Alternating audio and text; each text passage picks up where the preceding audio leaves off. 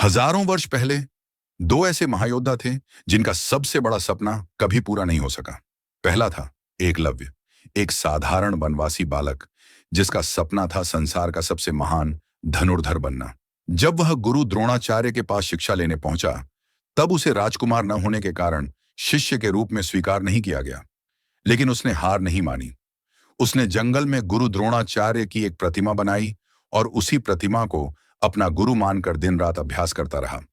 वर्षों की कठोर तपस्या और अथक परिश्रम के बाद उसकी धनुर्विद्या इतनी अद्भुत हो गई कि वह महान योद्धाओं के समान खड़ा हो गया। जब गुरु द्रोणाचार्य को उसकी अद्भुत कला का पता चला, तब उन्होंने गुरु दक्षिणा के रूप में उससे उसका दाहिना अंगूठा मांग लिया। गुरु के प्रति अटूट श्रद्धा रखने वाले एकलव्य ने बिना एक क्षण का विचार किए अपना अंगूठा काटकर अर्पित कर दिया। उस दिन उसने केवल अपना अंगूठा ही नहीं खोया, उसने महाभारत के सबसे महान युद्ध में अपनी वीरता सिद्ध करने का सपना भी खो दिया। दूसरा था बर्बरीक, महाबली भीम के पौत्र और घटोत्कच के पुत्र।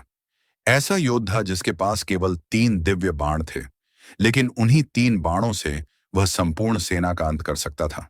उसने प्रण लिया था कि वह सदैव हारने वाले पक्ष का साथ देगा।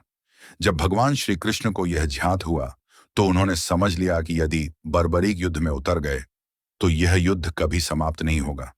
तब श्री कृष्ण ने उनसे सबसे महान दान मांगा, उनका शीश। बर्बरीक ने मुस्कुराते हुए अपना शीश अर्पित कर दिया। युद्ध लड़ने के बजाय वे पूरे महाभारत युद्ध के साक्षी बने। आज लोक परंपरा में उन्हें श्रद्धापूर्वक खाटू श्याम जी के नाम से पूजा जाता है। मान्यता है कि भगवान श्री कृष्ण ने उनके त्याग से प्रसन्न होकर उन्हें कलयुग में अपने नाम से पूजे जाने का वरदान दिया।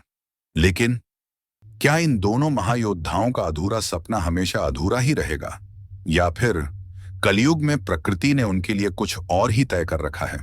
कहा जाता है कि प्रकृति किसी भी अधूरे कर्म को हमेशा अधूरा नहीं छोड़ती।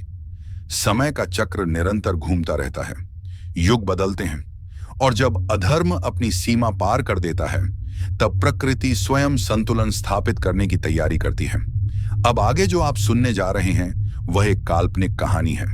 कल्पना कीजिए, यदि कलयुग में एक ऐसा समय आए जब दुनिया फिर से धर्म और अधर्म के सबसे बड़े संघर्ष के सामने खड़ी हो, जब मानवता को फिर से ऐसे योद्धाओं की आवश्यकता पड़े जो शक्ति से पहले धर्म को चुने, तो क्या होगा?